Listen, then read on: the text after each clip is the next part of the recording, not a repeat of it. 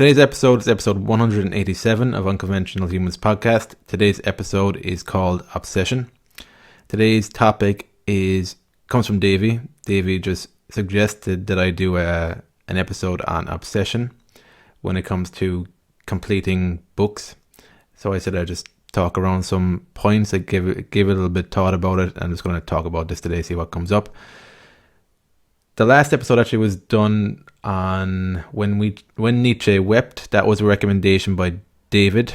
David is in the group calls that I have, myself and David. He supports the podcast, David McAvoy. So I just wanted to give a shout out to David for the recommendation and also just for the support on this podcast. It's greatly appreciated. So I'll delve into today's topic now. So obsession. Obsession's been something that my relationship to the word obsession has changed over time. I think before I started doing the things I do today, I was very aware of the negative connotations, the negative images that I had with the word obsession. For me, it represented somebody who was away in their own world, who was disconnected from everybody else. And that's a very negative image to have. It's not very appealing to want to obsess about something. I feel with the word obsession, it really depends on what your interpretation of the word is when you think about it. So my understanding of the word obsession would have also been based off of my own experiences with obsessiveness, obsessive nature. And my experiences before I started engaging in this work would have been more in my head. So obsession would have been a thought process. It would have been me obsessing and fixating on things outside of my control. And that was actually quite neurotic, very counterproductive, and very mentally unhealthy as well, that sort of obsession. The obsession I'm going to talk about today, I'm not going to say it's a healthy obsession, but I'm just going to describe some of the ways I see my obsessions and the ways that they are beneficial towards me feeling more myself, feeling more alive, to be honest. So, obsession for me today, I feel like there has to be a certain amount of obsession for you to do something over the long term consistently that may not be understood by other people around you. I feel like there has to be some sort of strong drive there, which you can call obsession. I don't know whether obsession is the right word. All I know is that it feels like concentration and focus, an intense concentration and focus, which would lead into obsession. So the thing I'm being mainly aware of today with obsession is that it's something that's felt more than thought out. So just bringing it back to using your obsession to create a book, to publish a book. The way I tend to write books is that I follow feelings. So the writing process is a therapeutic process for me. That's how I feel. It's an artistic process also. It's because it's a feeling experience that I'm going through. And in that regard, what I'm always being conscious of is if I'm about to write a book, or if I'm starting to engage in the process of writing a book, I think today anyway, I don't really start unless something really resonates with me at a deeper level. And in that sense, whenever that happens, I don't know exactly what I'm going to write about. I'll have a general sense of the topic I want to write about. So for example, I think my next book will probably be around identity and the fluid nature of identity, because the title fluid came into my mind a few months back.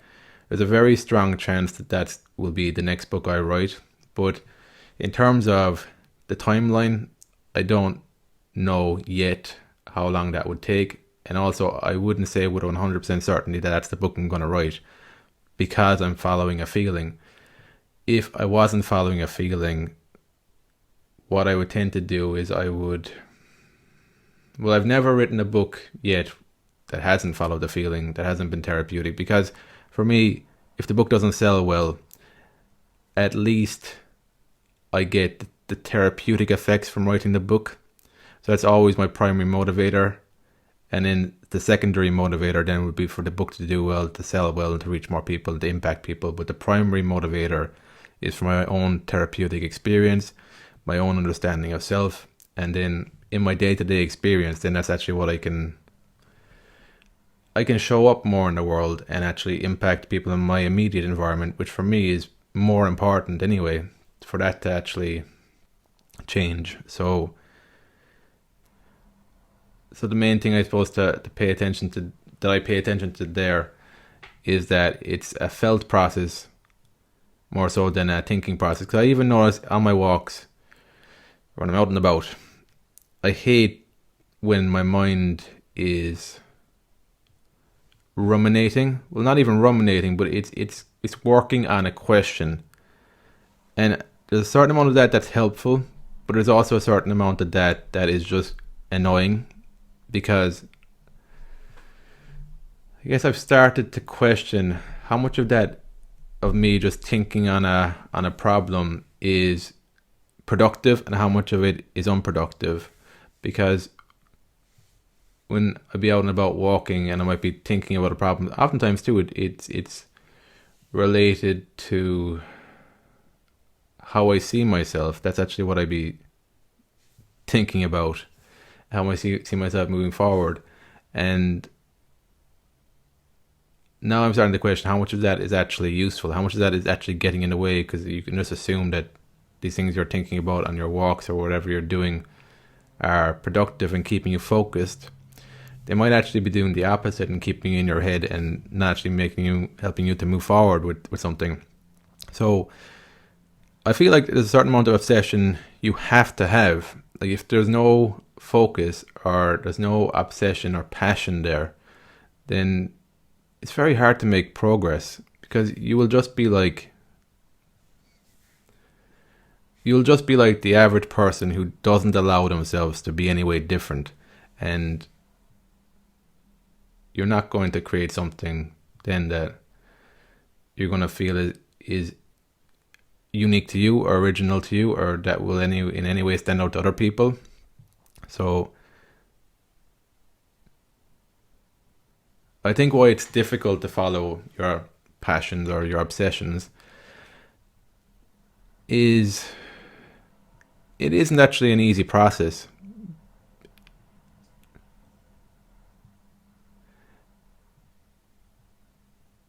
Because there is a good sense of loneliness to it. Like it's a lot easier to deny what you're fixating on or what you want to see come into the world and be like everybody else and feel like you fit in and blend in. But I suppose what trumps that is that even though it feels lonely, you realize that at times it doesn't feel lonely constantly. At times it feels lonely, but you realize that you're actually feeling something, because when you weren't allowing yourself to follow in an unknown path, me personally, I wasn't feeling a lot. There wasn't much depth to what I was feeling.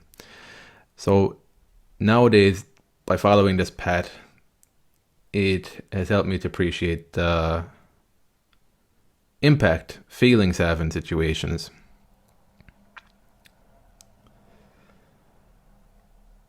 So the point I want to make here, I want to talk around energy management.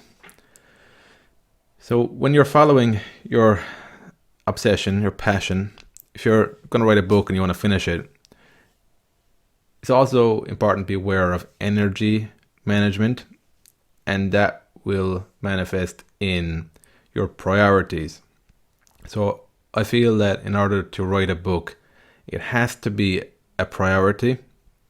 So if you're in a situation in your life right now where it can't be a priority, I suppose you could write a little bit on the book, but I wouldn't have this expectation that you're going to finish a book if it's not one of your priorities.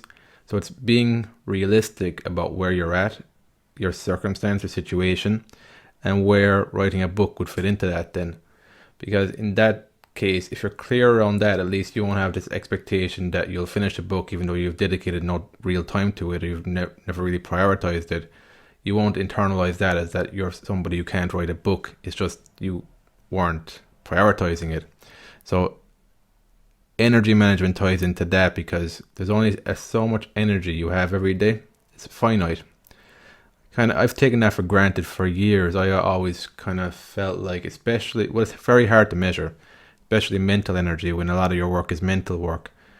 It's very hard to measure how much energy you actually have. But I took it for granted that my energy is infinite, and when I was living like that, I would just take on too much at one time. So that's something to be aware of too when it comes to pursuing something that you feel is an obsession. That you're aware that you need to put a lot of energy into it, but then also to make sure that you're putting energy into other things that are important to you to kind of balance that out a bit more. So that's something I'd be aware of moving forward, that like my obsession here would be writing books, creating art with Davey, doing this podcast, sharing thoughts, reading about philosophy, taking things seriously, experimenting, understanding reality a bit better. They're the things that I'd be obsessed about, but because I'm obsessing more on the feeling level, I suppose because it's more of a self-awareness. Before, when I'd be obsessed, there wasn't a self-awareness. There wasn't like a bigger picture on things. It's a little bit better today. So I also realized that there's other things that are important in life, but they're also connected to what I'm obsessed about. So relationships with other people, that's important. Like I don't want to live a life where I'm obsessed about something that I make a lot of progress in my work, but then everything else is sacrificed. I don't have good relationships in my life. My life, for me, it would feel a bit off kilter, and it would feel quite hollow if there's no actual good relationships in my life. So what I'm starting to discover anyway is that by following what I feel obsessed with, what other people might deem as obsessive, it's actually helping me to form better relationships moving forward. Like, what I have noticed that the relationships are few and far between. They're less, but they're actually real relationships compared to before. I felt like there was more. See, I didn't even see that. Before I didn't even make the connection that anytime you're engaging with people, it's relationships you're forming with everybody. I only saw relationships in terms of intimate, romantic relationships, and I saw the rest as friendships. But now as I've focused more on who I am, what I'm passionate about, I've realized that you're in relationship with lots of different people. There's lots of different relationships. If it's a genuine relationship, you don't really notice that when you've just got this notion of friendship and acquaintances. You don't even know the difference. I didn't even know the difference between an acquaintance and a friend when I wasn't so much paying attention to it. So with the obsession, I feel like it's a deep obsession. It's like the deeper connection to obsession for me today. It's something within me that needs to be expressed. It's something that I need to follow, even though I can't logically say why I need to follow it or what I'm going to arrive at. But it's not ignoring like that deep obsession within me to do something and to complete something. So the next point I want to make is that it becomes a way of life. So what you'll gradually find over time, if you pursue something for long enough with a concentration and a focus that could be perceived as obsession, that it becomes a way of life. It becomes how you are. It becomes it becomes more and more a part of who you are. So the positive here to being obsessed with something is that you're consciously choosing what you want to be fundamental parts of yourself. So I've consciously chosen to write books. I've consciously chosen to do a podcast.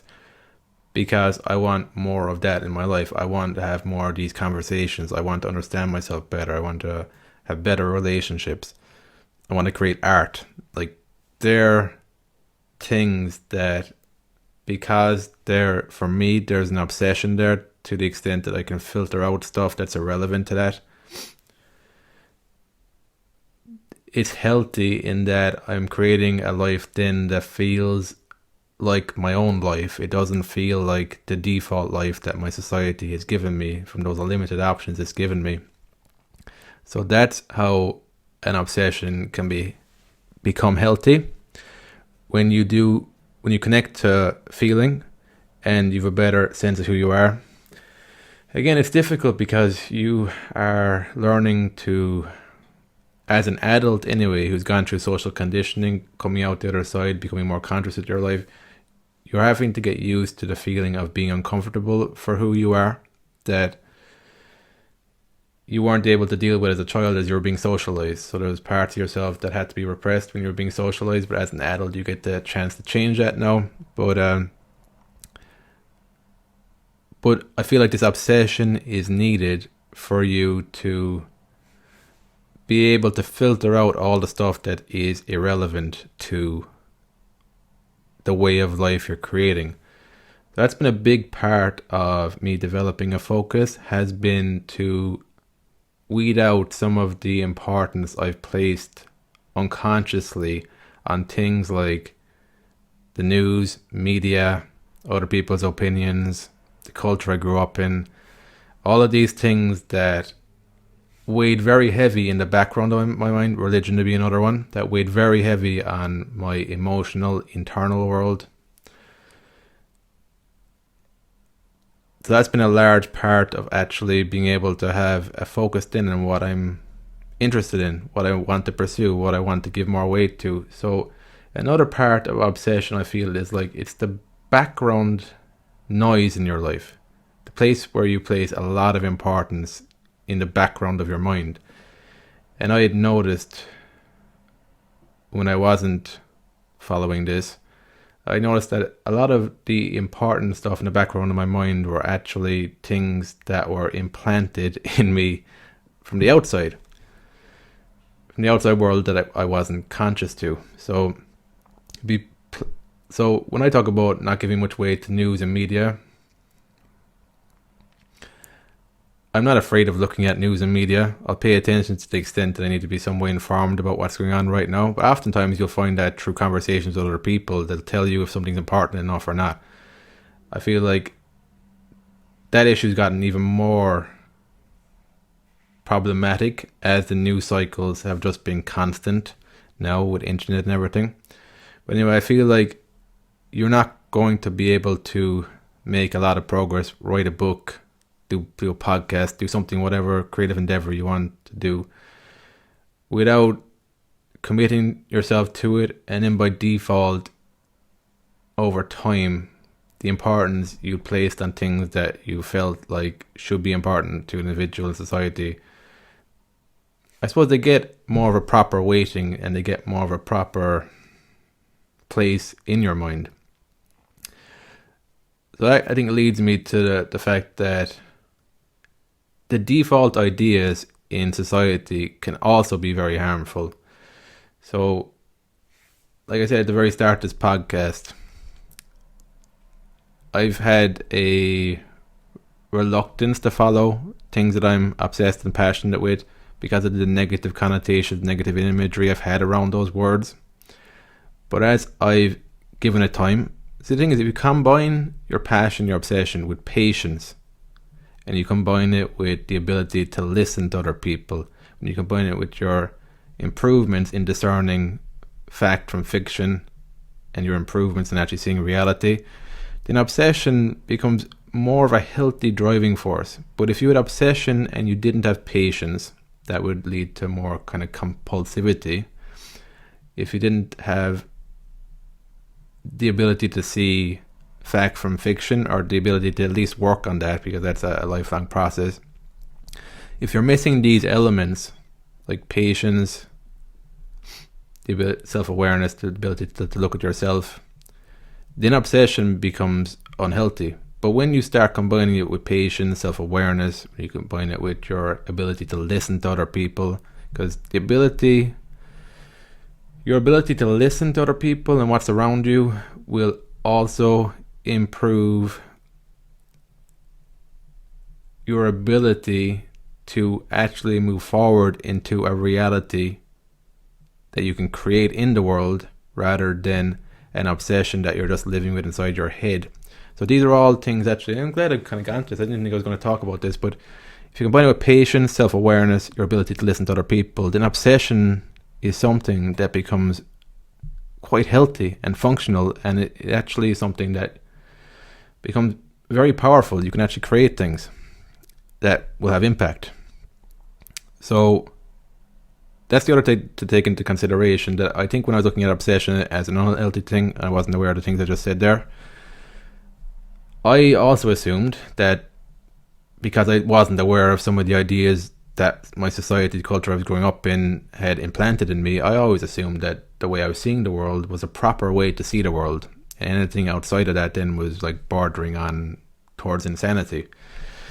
And through my experience, that hasn't been the case at all. It's been quite the opposite in many ways. Like, it's a complex problem, but I feel like when you give way to your feeling, when you combine that with ability, with your willingness to improve in your active listening skills, when you combine that with your interest in gaining more self-awareness, self-knowledge, genuine self-knowledge, self-awareness, when you're aware of your propensity to look for external validation and for that to become something that's compulsive, that isn't actually healthy, when you combine these things, an obsession can become a good thing.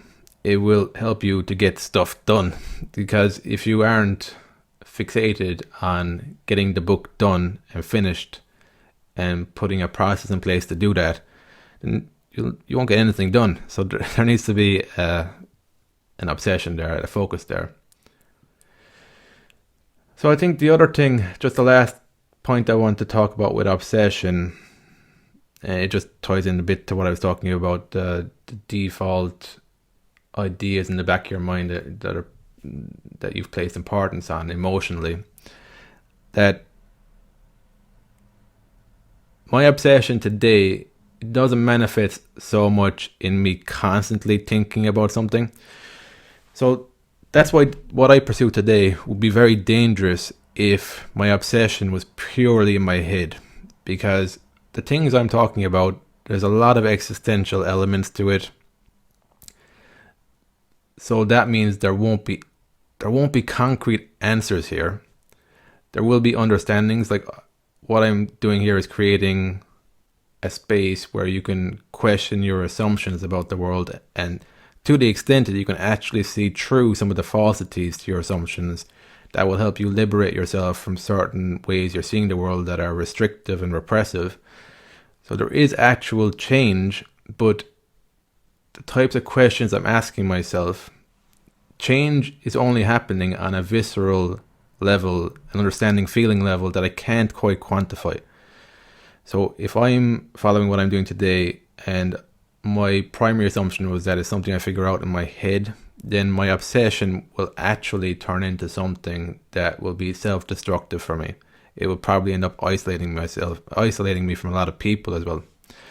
But because the way I look at obsession today is that it's more about concentration and focus, and a concentration and focus that isn't particularly a thought process.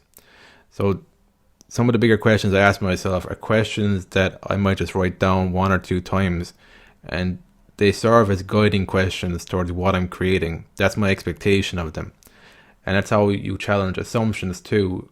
That's the way I would challenge assumptions too, is that I might become, just from consistently engaging in work, you're constantly kind of building and refining on things. So I might out of the blue think of a question or an assumption that I might have made, might write it down, and then I'll start paying a bit more attention to that. And it might be an assumption that up until this point I never knew was an assumption, and for whatever reason, possibly because of just the work I'm creating on constantly, that it brings about new thoughts every now and again, I guess. I might see it, and then I might start acting on that assumption that I might have. So one thing actually I noticed from reading Alan Watts' book, which I'm going to talk about on the next episode, Psychotherapy East and West, he started challenging more the idea of the unconscious not being real, and that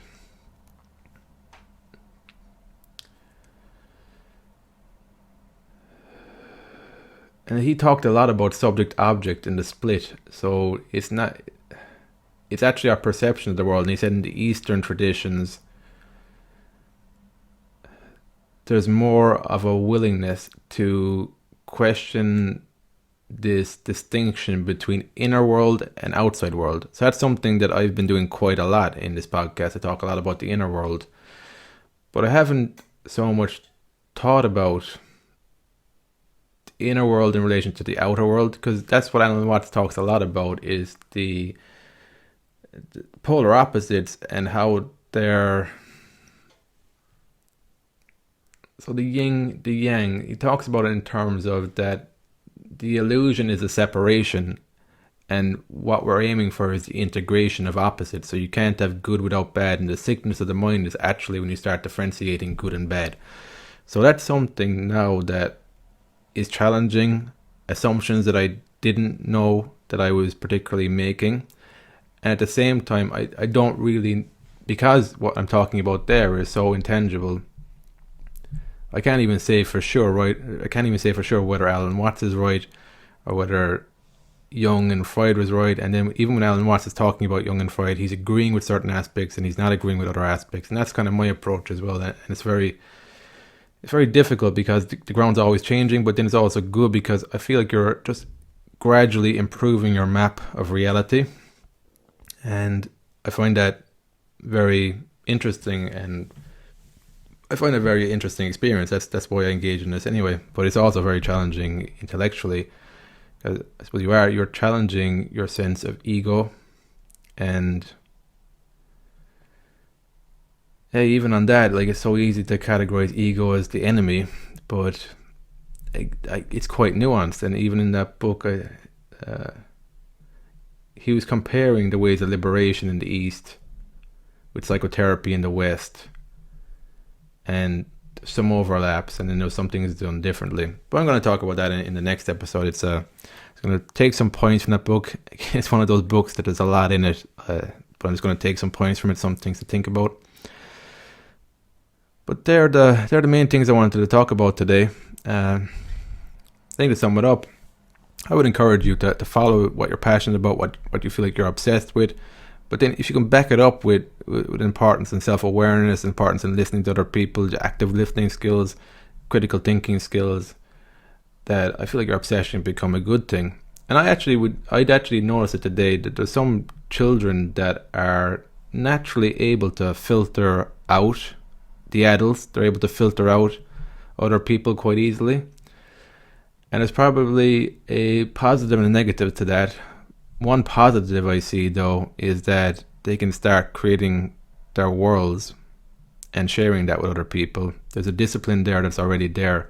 But I suppose the other aspect of it is actually integrating into society and seeing other people. I guess if you're living in your own world, sometimes if you haven't, so when you're a child, you don't know what active listening is. So active listening is probably something that would need to be worked on, maybe, potentially.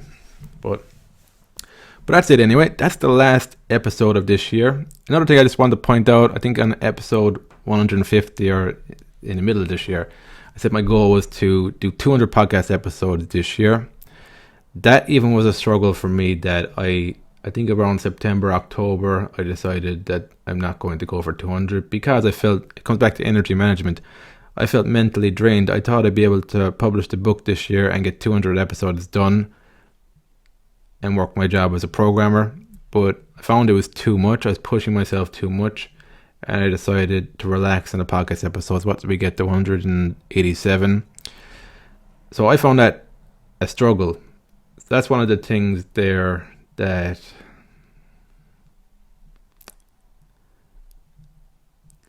a healthy obsession. I think that's one of the mechanisms. That was just an example of how my obsession has become more flexible and healthy. When I realized that I'm human, that I've finite energy, and that I also got to question myself, like, why am I 200 is an arbitrary word anyway. My problem was that I'd said it in a podcast and I felt like I needed to live up to that by the end of the year if people are going to listen to me.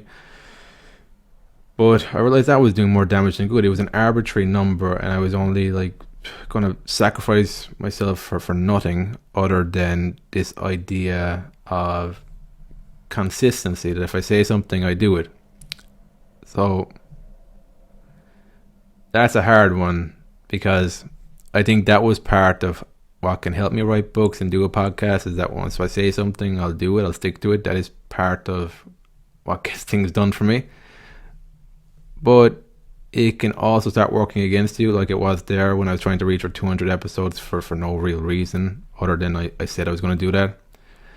And I suppose they're the nuances that you explore, and I think that's what can turn an obsession into something that's healthy. So it's something that you've got the blinkers on, but there is a lot of flexibility in there that an unhealthy obsessive mind mightn't necessarily have. So that's it. Yeah.